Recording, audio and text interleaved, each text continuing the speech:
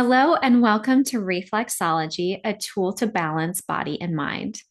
I'm your instructor, Jessica Gooden, and get ready to step into a whole new world of self care. This reflexology class is your guide to understanding how your feet can help you balance body and mind.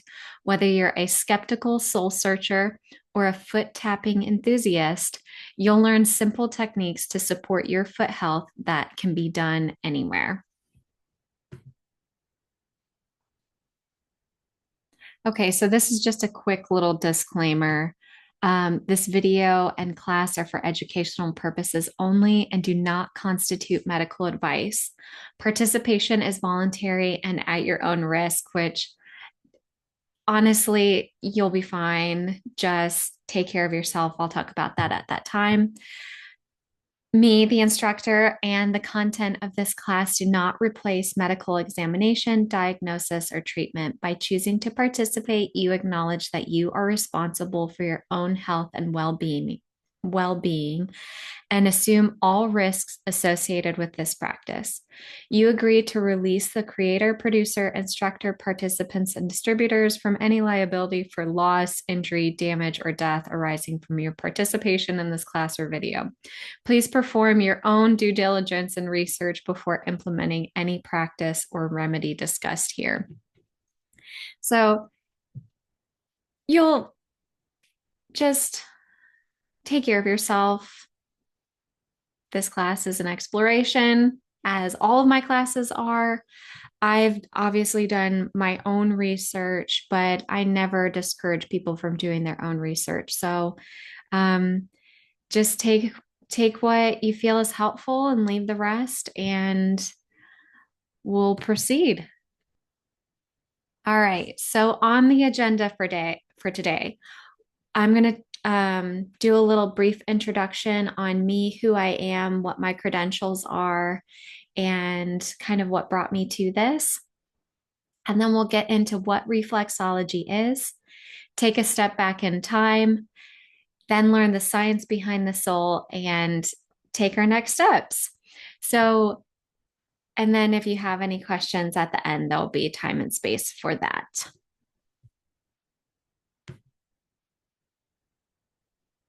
All right. So about me, my name, like I mentioned before, is Jessica Gooden. I am a student at the Natural Institute of Therapies and Education in Mount Pleasant, Michigan. I am a licensed massage therapist, a clarity breathwork practitioner, a 500-hour advanced yoga teacher, an upledger craniosacral practitioner. And in addition to all of those natural health modalities, I'm also the director of marketing at Bank of the Bluegrass and Trustco, and I also have a BFA in graphic design. So I got into natural health because of, honestly, I would say maybe my dad would be the first part of it, and then my mom as well. Um my dad was an OBGYN, and he just, between he and my mom, they always knew how to take care of us growing up. I mean, we rarely ever really had to go to the doctor outside of just our regular pediatrician checkups. So, and they always took us to a chiropractor who practiced applied kinesiology, which is also known as muscle response testing, which I have a video on if you're interested in learning more about that. And be, my dad was always really big on supplements and minerals and vitamins and eating healthy and nutrition and getting proper exercise. And, it was just really focused on how can you take care of yourself without intervening, and how can you support your health versus trying to get into pharmaceuticals or other more invasive modalities. And honestly, as I've progressed through my life, um, I feel like I've always kind of been learning about this and drawn to it as shown by all my credentials.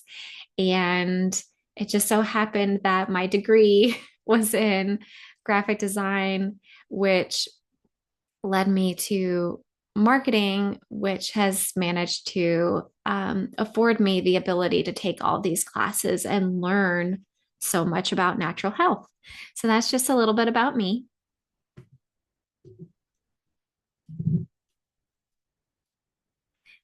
And getting into it now, what reflexology is and what it isn't.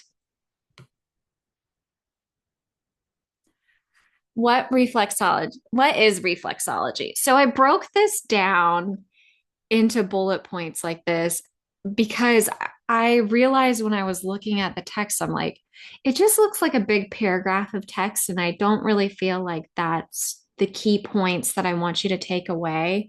So I want you, if nothing else, I want you to be able to know what reflexology is. And it's a science. So, first and foremost, it's a science. That's number one that deals with energy pathways. And those energy pathways correspond to all the glands, organs, and parts of the body. So, parts being like your appendages, your hands, your ears, your nose, etc. In this unique method, using the thumbs and fingers, well, this unique method uses the thumbs and fingers to stimulate these areas in both the feet and the hands. So it's a science that deals with energy pathways that corresponds to the entire body. The method uses your thumbs and fingers to stimulate the areas in both the feet and hands. Now, typically,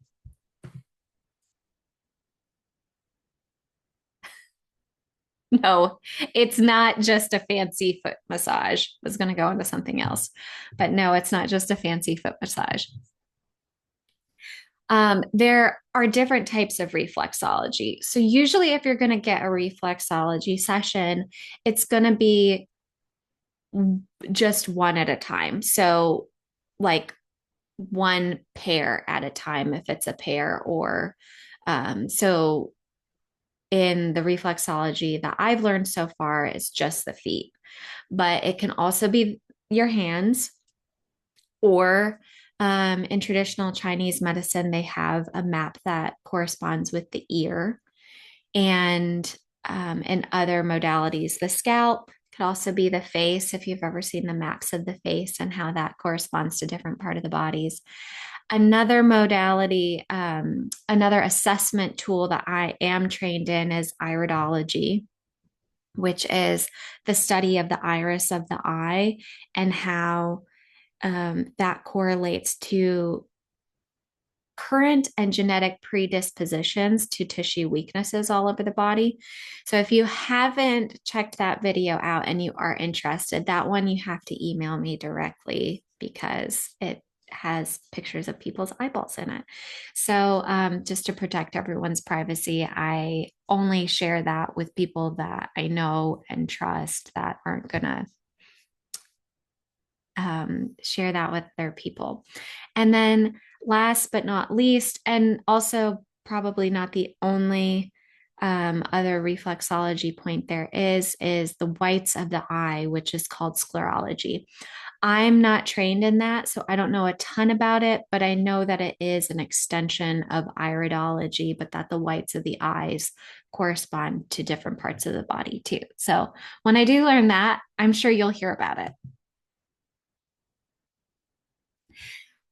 Reflexology therapists do not give medical advice. They don't prescribe, they don't diagnose, and they don't treat for specific conditions. So, the end goal for reflexology, when it's for the hands and the feet, ultimately is relaxation.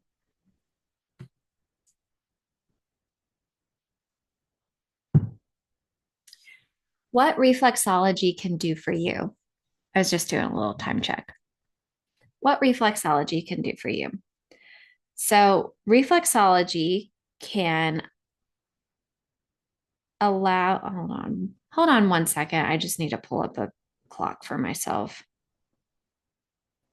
or I'm going to lose track of time and keep you for longer than an hour. And I don't want to do that. So, um, reflexology can allow the body to come into homeostasis or balance. I'm not a huge fan of homeostasis because the body's not like static. So I much prefer of like a homeodynamic where it's constantly changing, but it's still always maintaining that balance that it needs to maintain optimal health. Reflexology relieves tension, it improves circulation and blood supply to the central nervous system. It enhances the ability of nutrition to enter the cells and the ability of waste to leave the cells. And last but not least, it increases the flow of oxygen throughout the body because the body is able to get rid of waste, receive nutrition, also increase circulation and blood supply. Wow, there's a lot of typos in there. Excuse me. It's amazing how when you're creating these presentations, you don't quite notice that.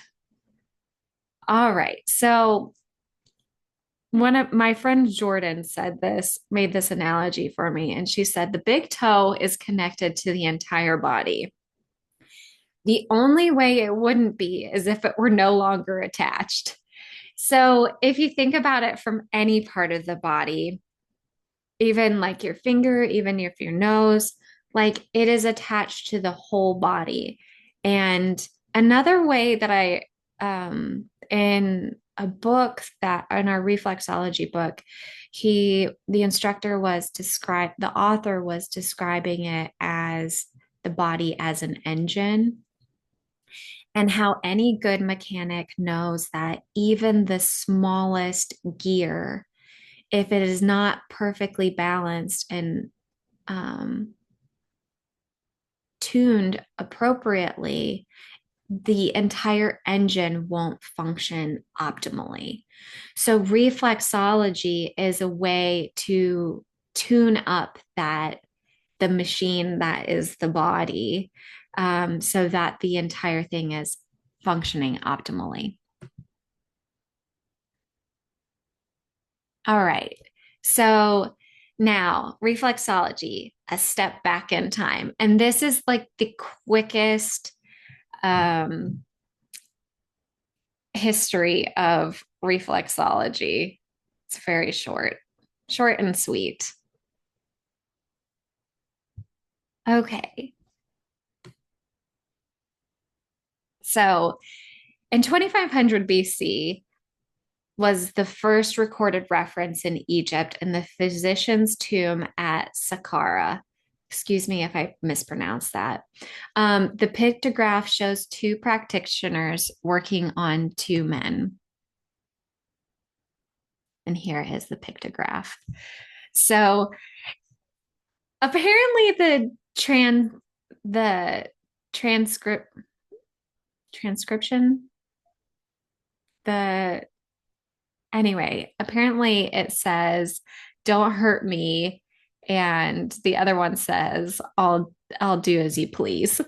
So you can see in the um, the group on the left that they're working on the feet, and the group on the right that they're working on the person's hands.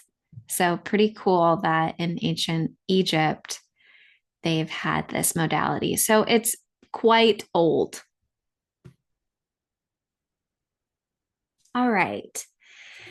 This is the additional abbreviated history. And it looks like I didn't put any dates by this, but in the 1800s, Dr. H. Bressler researched the link between pressure points in the feet and the organs of the body. So someone who studied underneath him was Dr. William Fitzgerald, who, excuse me, forgot I had pens all over the place, who developed zone therapy for medical practitioners. And zone therapy is another term for reflexology. And you can see in the image on the left that this is what zone therapy looks like. They broke the body up into different zones. So, zone one, which is the great toe, or also known as the big toe, um, if it's sliced like a loaf of bread, that's how they divided it up into the different zones. So, zone one is the big toe to the heel, and then zone two is the second toe down to the heel. Zone three is the middle of the foot, like a slice down the middle of the foot. Zone four is I call it the ring finger toe. And zone five is the pinky toe all the way to the heel. So you can see that they're not quite perfectly like vertical lines, as in even sections, because the foot is not like a perfect rectangle to divide in that way. So you can see how it's not perfectly equal parts, but they're pretty straight. And then the great toe is, and they call it the great toe because sometimes the second toe is actually bigger than the first toe. So it's the great toe because I also call it the thumb toe. So the thumb toe, which represents the head of the body, also has 5 zones on it. And then you can see how those zones correlate into um, into the person that's in the center. You can see how there's the one in the middle, then the two breaks up. And that's because there's one half of the zone 1 through 5 on the left half of the body and zones 1 through 5 on the right side of the body. So you've got what's called the midline of the body, which is where all of your ones are going to be, which is why the great toe, which is also in zone 1, has an additional zones in it. And then it works its way outward. So right foot is going to have all of the organs, glands, parts of the body that are on the right side of the body. And the left foot is going to have all of the glands, organs, parts of the body that are on the left side of the body. And same with the head. So the head's going to have the whole head on both toes. However, the left toe is going to have the left ear and the right toe is going to have the right ear. And before I proceed, I'm just going to make sure that I have my dates exact. Yes. Dr. William Fitzgerald was born in 1872. So you can imagine that he was probably like between his 30s and 80s. He was working on studying the link between pressure points of the feet and organs of the body. And then Dr. Fitzgerald studied in Vienna, Paris, and London. And he was an ENT specialist, and he collaborated with Dr. Bressler on a book entitled Zone Therapy, which is what I just described. And in Dr. Fitzgerald's zone therapy, he used like rubber bands and clips and all different apparatuses to apply pressure. And he discovered that by applying this pressure to the feet and specific parts of the body, it would induce anesthesia. So they were trying to use that as a way to anesthetize or numb patients for different surgeries or other things that were going on. And then Dr. Joseph Riley and his wife were very impressed and began using zone therapy in their practice. And it was actually Dr. Riley's assistant, Eunice Ingham, who turned zone therapy into present day reflexology. And she spent a lot of time just studying how different she used her thumbs and fingers to stimulate the reflexes of the feet. And she spent a lot of time trying to figure out which areas of the body that correlated with the parts of the feet. And her nephew, Dwight Byers, who's still alive today, who wrote our reflexology book that we studied in class, he, so I, Eunice died in 1974. So about 50 years ago, literally 50 years ago, um, she passed away, and Dwight Byers, who is her nephew, continues his work. So modern day reflexology really isn't that old, not compared to ancient reflexology, obviously. All right, so let's get into the science behind the soul. I guess I thought that was going to be quicker than what it was. I didn't think I was going to go into explaining the zone therapy. So, a little bit of a surprise for you and for me. And my clock is not staying up. So, the Ingham method, which was developed by Eunice Ingham, mapped out the body on the feet. And this isn't her map. If you Google search for another map like this later on, each one is going to look slightly different. And that's because of copywriting rules. So if you can tell, like, if you go back and you look at the zone therapy, which let's see if we can go back here. So you'll see here on the one, so you've got the head, which is 1, 2, 3, 4, 5, like medial or the midline of the body, 2, 3, 4, 5 to the outside exterior of the body, or medial, lateral, or the lateral side. Teach you a little anatomy in the moment. And then you can see on the toes. So this is going to be medial all the way to lateral. And then looking on this little person, I don't know how big your screen is, but so I'm just going to describe. In the midline, there's a line down the body with one, and then moving over just a little bit more towards the um just a little bit away from midline is the two, and then all the way to the outside of the body, which is zone 5.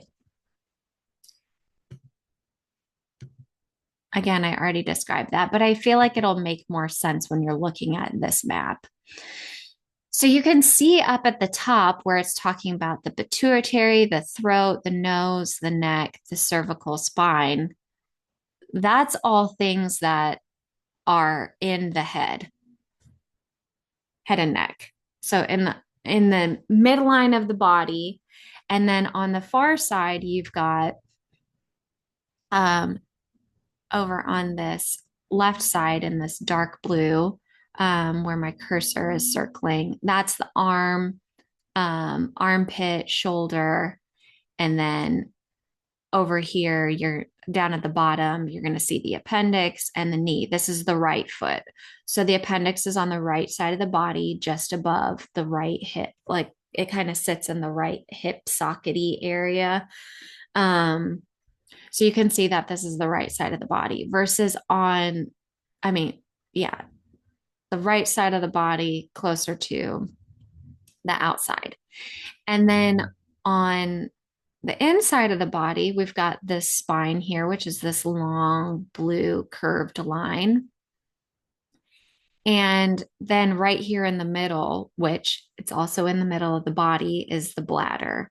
So this is, you can look at this map for yourself, but it's really helpful when you're looking at different things that are going on, like calluses or corns or bunions, or maybe you've got a wart, or maybe you have a freckle in one area. Not to say that freckles are a bad thing or anything, but um, just visual indicators of, maybe there might be something going on here, or potentially warning you that maybe something might be going on in the future.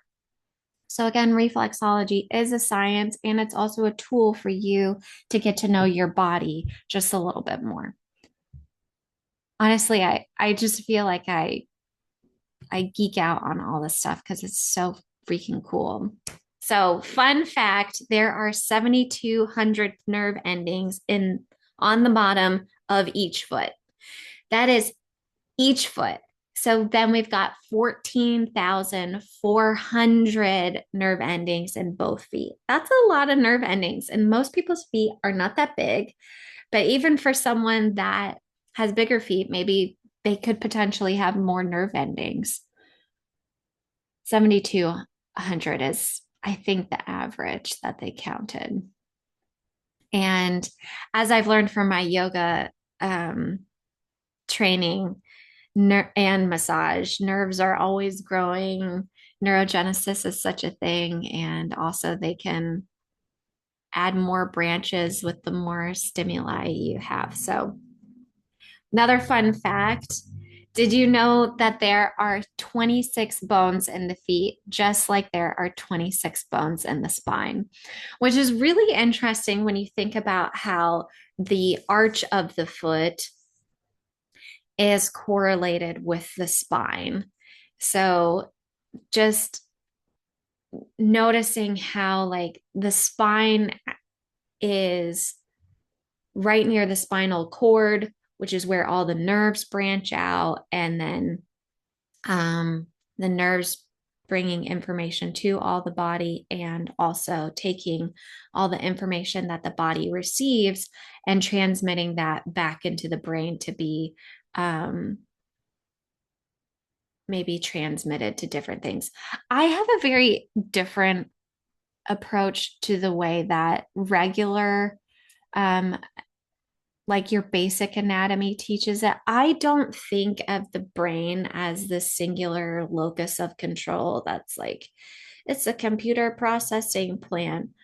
I don't know that they know exactly what the brain does. We believe that it acts more like the computer processing portion um, of the body, but really each individual cell has similar computational power to everything else. And when you get those collections together for tissues, and even the larger collections of tissues together for organs, and then the systems, each system and organ has its own unique intelligence. So it's interesting to see that when there's this law of similars where there's 26 bones in the feet and there are also 26 bones in the spine, how that correlates to how foot health can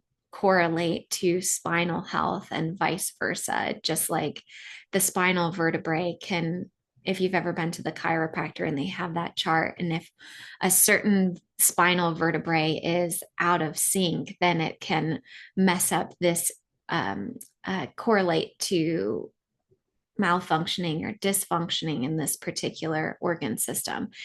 Reflexology functions much the same way that um, that but it's the nerve endings versus the nerve plexes that branch off from the central spine nerve, all the spinal nerves. It's interesting. It's so interesting to think about. Okay, so here is the anatomy of the foot. So you can see that the average foot contains 26 bones, seven tarsals, and the tarsals are here. They're similar to the carpals of the hands, which are going to be like the wrist bones. You don't really like, I don't know. Those are more the cluster. They're more like think of these as like the foundation. And then the next are going to be your five metatarsals, which are these longer bones here. And then you've got 14 phalanges. So there's three in each of the smaller smaller, loosely, in the little toes and two in the great toe. Same with the hand. So there's going to be 14 phalanges in the fingers and two in the thumb. And then there's 114 ligaments in um in each foot. So 20 muscles and connective tissue, blood vessels, and nerves. So you can see that these things that we spend a lot of time walking on, or maybe stuffing into shoes, or I don't know, think of the horrors of the Chinese foot binding technique. Like there's a lot of stuff that goes on in the foot. And if these bones can't articulate properly, then it can cause a lot of issues, as you can imagine, if these are connected to the greater whole of the foot and do indeed correlate with all the different areas that reflex to the rest of the body. So, pretty cool. They're quite complex. So be mindful of what kind of shoes you're wearing and how they impact your feet. So if your feet are always in pain and you maybe don't have neuropathy or some condition that would cause them to be in pain, is it your shoes? Is it how is it the kind of shoes? Are they squashing your toes? Do they have not enough cushion? Do they have too much cushion? Do they have not enough arch support? Do they have too much arch support? Just a lot of things to consider. So being mindful of your shoes. All right. Special areas to consider when dealing with reflexology. You've got bunions, which this picture on the left is a bunion. That's when the great toe deviates from the usual straight up and down from the joint, and it creates an angle where the that major joint here ends up moving more medial. It can cause a lot of inflammation and pain for people, but you can kind of see how this is correlating to the average shape of a shoe. There's also things like hammer toes, which again can happen from shoes usually. That's when your toes can end up underneath one another. So sometimes this second toe will end up underneath the big toe, and same with this little toe here can sometimes get tucked up underneath. But honestly, that can happen with any of these smaller toes. Calluses, which are areas of thickening of the skin, corns, which are usually caused by some sort of virus, but they have like a central nucleus. They're similar to calluses, but they have like a central nucleus. Um, and if you're working on someone's feet that has corns, you just want to avoid that central nucleus area. And maybe the corn in general. So just work around it. Crunchies, which is, yes, the technical term for it. I'm just joking. It's not the technical term for it. But that's when you are touching your feet and all of a sudden you're like, ooh, that feels like sand underneath it. Sometimes it can feel a little bit bigger, but it can feel like a little bit of crunch. Like it literally does feel to me like a little bit of crunchiness, like sand or gravel underneath your fingertips and inside of the foot. Those my teachers say that those are calcified nerve endings. So if you can break off that calcification on the nerve endings, it can help stimulate nerve supply to that area again. Flat feet. If your feet are flat, you need to build minerals. Same thing with high arches. That usually is a sign of some sort of deficiency, and you also need to build your minerals. Heel spurs, that's when there's like a calcification from injury on the heel. And so the bone tissue, when it starts to restructure, it creates like these very painful bony growths that can I'm gonna say lacerate, but they can cut the tendons in the feet, and it can be very, very painful. Um, but reflexology can help with this, and it is reversible. And then there's also things like soft spots. So sometimes you might touch your own feet or touch someone else's feet, and then there's just a spot that's like it doesn't like it's one of these things of like one of these things is not like the other where you're touching the rest of your foot and you know maybe this part of the foot is meant to be squishy but maybe it's like way more squishy than something else like the concept of like um when you're squeezing your arm versus when you're squeezing your wrist and like the squishiness that's in your arm versus the squishiness in your wrist that can just be um how much is in how much tissue there is in that portion of the foot or it could be like when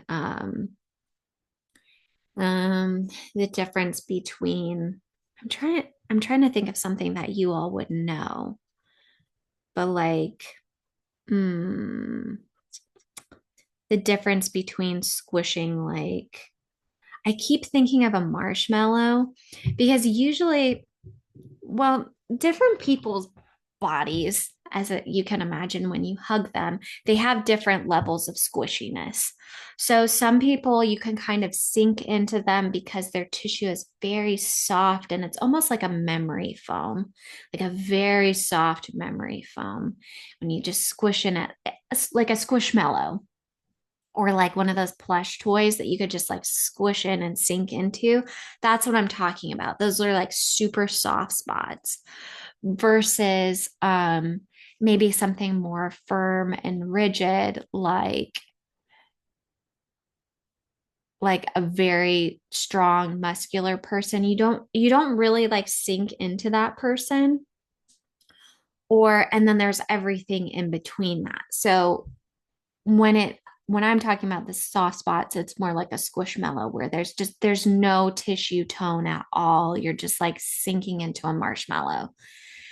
Those would also indicate maybe a build minerals or just build that area of the body.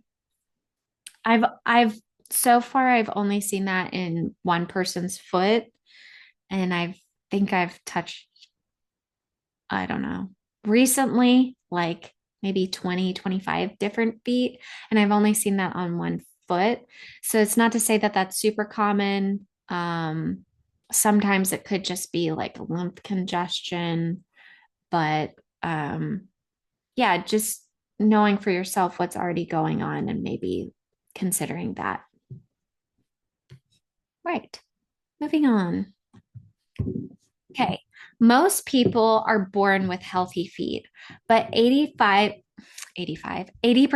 of adults will develop foot disorders at some point, and the majority of these are self-induced. So, like I mentioned with the shoes play a big part in this. That's why you see so many elderly people with bunions. And then you look at, oh, well, I wore heels, like pointy toe heels, or these flats that had pointy toes, and they distorted the shape of the person's foot to the point that they developed these issues. So sorry to pick on female and their pointy toe shoes. Men also have toe shoes, those Oxfords. Um, so there are barefoot style shoes that have wide toe boxes that are Oxford styles and ballet flats, dress shoes, and other shoes as well that have that wide toe box that can help prevent bunions. And also, you can do toe spacers as well that can help counteract bunions. I've I've done it myself. It takes if it's not super bad um or very far gone, it takes maybe like 6 months to maybe a year and a half to really 6 months to notice a huge difference and maybe a year and a half maybe to like reverse it. I'm just guesstimating based on myself. I didn't have a lot of issues going on, but I did notice that my feet started to feel stronger and I don't have bunions or anything. So I have lots of space between my toes. All right. So here's some special situations when you maybe have some funny feet. Um, haha, funny. Or as my stepdad says, funny looking feet. Um, I'm just joking. I'm just being silly. So special situations for people with air quotes funny feet. So expecting birth parents, that's going to be um, any person with a uterus who is about to give birth to a child. You want to avoid the inner ankles because that's where the uterine reflex is. For children, are very special, dear children. And when I say children, I'm thinking like beyond babies. So when they're starting, maybe like two and up, two to maybe like 2 to 13 it would be considered children, and then teenage, and then of course, or like 2 to maybe 11, because then 11's like preteens. Um, Less is more. You would want to do less time and less pressure if you are um, working on their feet. And then babies and infants, you want to keep them in soft, pliable shoes so that their feet can develop and articulate in the best way possible. I mean, you saw how complex the foot is with all those joints, and you want them to be able to have the same dexterity or close to that of what's going on with the hands. So you want the feet to be able to make these types of motions. It's not going to be as, because obviously the shape of the hands is way different than the shape of the foot, but um I'm sure you've seen babies moving their feet and they can make these crazy movements that you probably haven't seen an adult do. That's how feet are able to make those movements. But you want your feet and also babies' feet to be able to do that. In the case of thrombosis or blood clots, don't work up the leg, stick to the tops and bottoms of the feet. And in elderly, you want to have light and gentle pressure because they can have thin skin.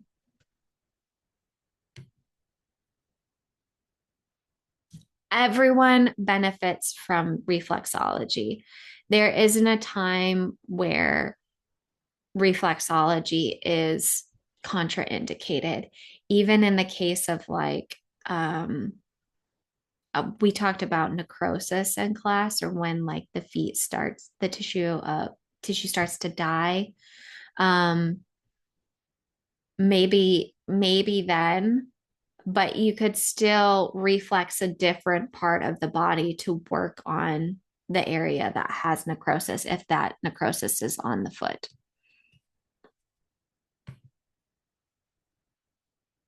All right, next steps. So we've talked about what reflexology is, which it's a science of energy pathways. It is um, that reflects to all the different glands, organs, and system parts of the body. It's a method that uses the thumbs and fingers to stimulate the reflexes of the feet or hands to increase blood flow and nerve conduction and relaxation. So, next steps, applying reflexology in your life. This is the part that I've been looking forward to. So, we're just going to do a very simple, I'm just going to talk you through a very simple DIY flow. Um, when Now you can do this with me and like hit pause, or you can maybe take a screenshot and do it later. But I like to use either like a racquetball. You could use a tennis ball. I also like a golf ball if you want something firmer. if you have painful feet or feet that hurt all the time, you might want to start with a racquetball because it's softer. Um, I also had a bouncy ball somewhere, but bouncy balls also work great. So the first thing we're going to do is called the diaphragm walk. And I'm just going to use, um, where's this picture? All right. So the diaphragm, that's not a good picture. I'm just going to point it out on this baby's feet. So the diaphragm is going to be that base of the bit of the great toe joint where your foot kind of curves out, where the base of the big toe meets the metatarsals. That's where we're going to start, just underneath that. It's usually when it switches from like a pink to a darker pinker color to a lighter color. And then you're just going to draw a line straight across to the base of the pinky toe joint, where usually there's a lot of crunchies on people. And you're just going to stimulate that. So you can use your fingertips, you can roll on the ball, and you're going to go from the inner edge, so the great toe joint, all the way across to the little toe joint, and then back from the little toe joint to the big toe, the great toe, and then back across. So you're just following that line of where the pink and the darker pink and the lighter color meet. Then you're going to do ankle rotation. So hold your ankle and rotate with one hand and rotate the foot with the other, and make sure to go in both directions within your range of motion. Then the next one is you're going to do a toe rotation. So starting with the great toe, you're going to circle, you're going to hold the base of the toe joints in one hand, and then you're going to circle with the opposite hand. Obviously, if you do not have hands, you would have someone else do this, or you could just mentally think about doing that for yourself. Um, if you only have one hand, then I would just circle the toe versus holding the foot steady. Hold the toe and circle in both directions. Um, let's see. And you're going to go from the great toe down each of the little toes to the pinky toe, and then start from the pinky toe and go back the other way. All right, then you're going to do what I call roll the sole. So, getting the ball of your choice, you're going to put that on the ground, and then you're going to be very careful when you do this because sometimes the ball can go and fly across the room. But I'm going to put a ball on there, but you're going to step. I do this sitting, I do it standing. It really doesn't matter which way you do it. But you're going to put the ball flat on the floor, and then you're going to step on it.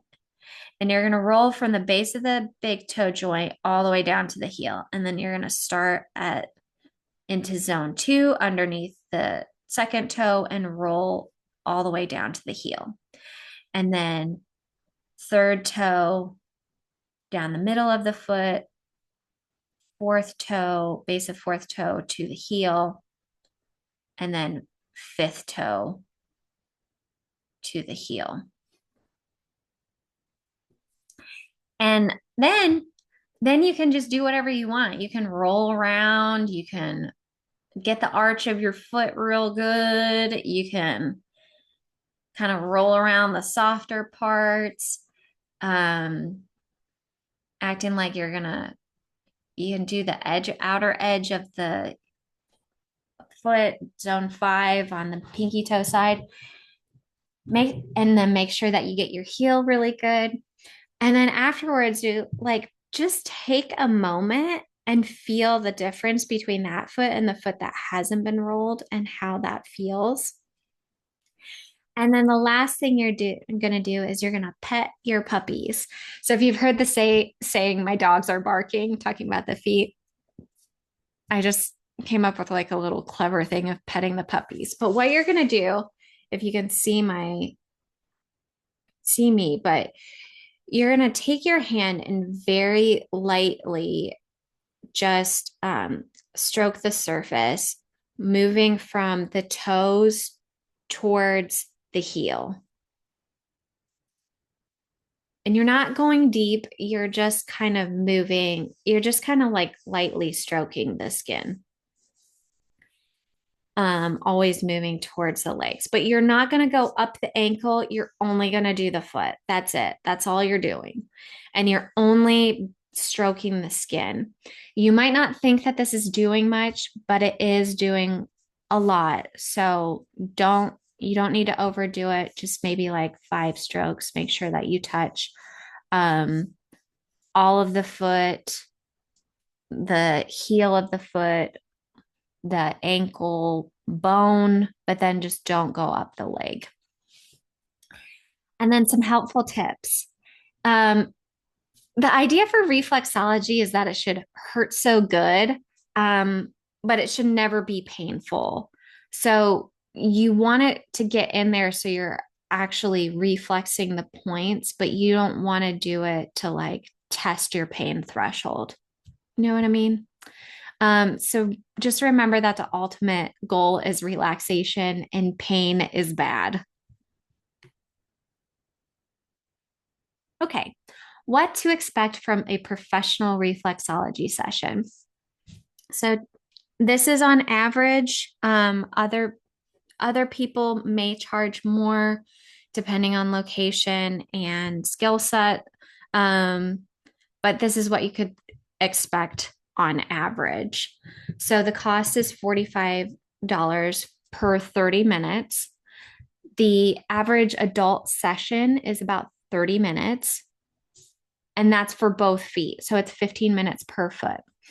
And if you don't like your feet being touched, that 15 minutes can feel like an eternity.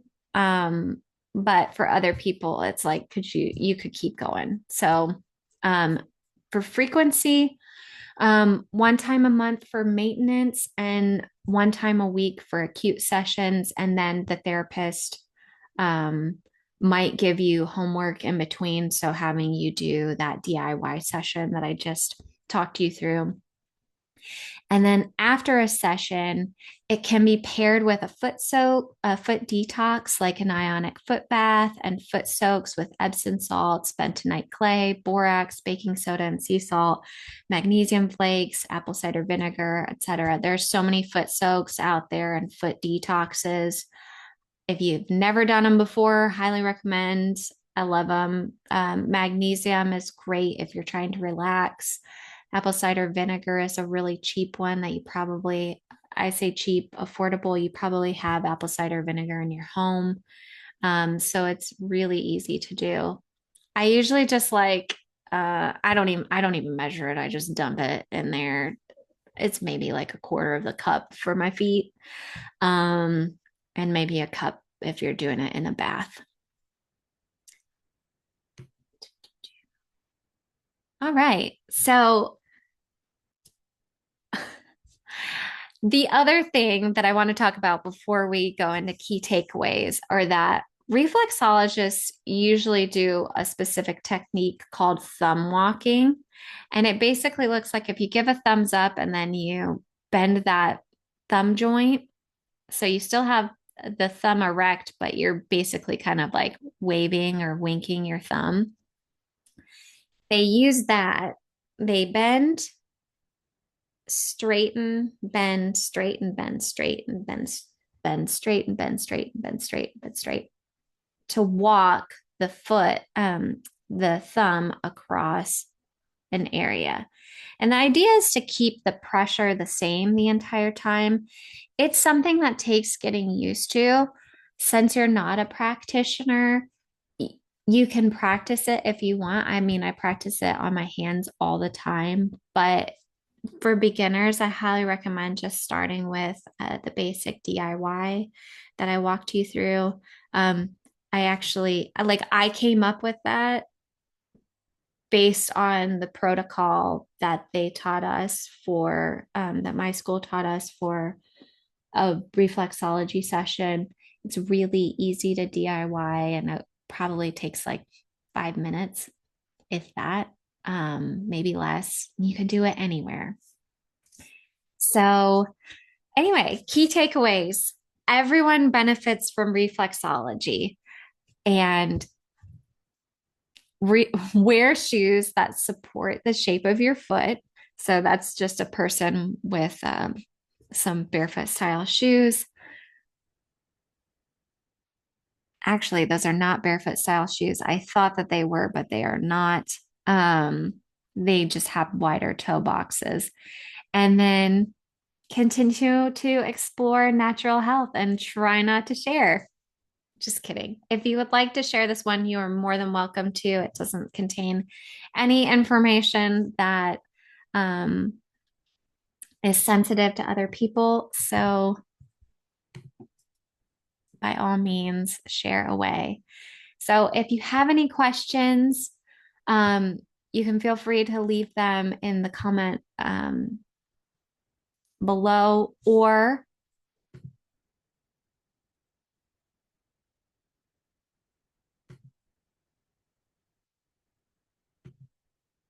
I will leave the next slide up with my contact details. But this is just a note from my school. So I just want to tell you thank you for coming to my class today. I wanted to let you know that you will be receiving an email in the future asking you to verify your attendance at this class. The email will be titled, Please Respond Class Attendance Verification for Jessica Gooden's Reflexology, a Tool to Balance Body and Mind. It may not say Jessica Gooden, it may say Jessica Davis, but either way, they're both referring to me. And the survey is 5 questions long and should only take you a minute or two to complete. They're very simple questions like how many people attended, um, how long was it, and I don't know what any of the other questions are. Did you attend? So in this case, yes, you attended, you watched it online. You don't know how many people watched it because you watched it online. And anyway, your email address will only be used for the purpose of this survey and will not be shared for any other purposes. So if my instructor emails you, please respond. Please, thank you. It may be in your spam folder. So in that case, if you have signed up for this in December, I mean, if you've watched this in November or early December of 2024, this applies to you. But if you watch it anytime outside of that time frame, it won't apply to you. So don't worry about this slide. If you have any questions at all, please feel free to email me. My email is jessicargooden@gmail.com. That's Jessica R as in Rose, Gooden, Goodin @gmail.com. And again, I just want to say thank you. And if you're curious about my resources, um, I apparently did not put them in alphabetical order, but this is where I got all my information for this class. So, again, thank you so much. I hope you have a wonderful rest of your day and thoroughly enjoy practicing the new skill set that is reflexology that you can now take for yourself and do at your before you go to bed at night or at your desk. Maybe you're taking a little 15-minute break. Um, but yeah, just encourage you to take care of yourself and your health and be well.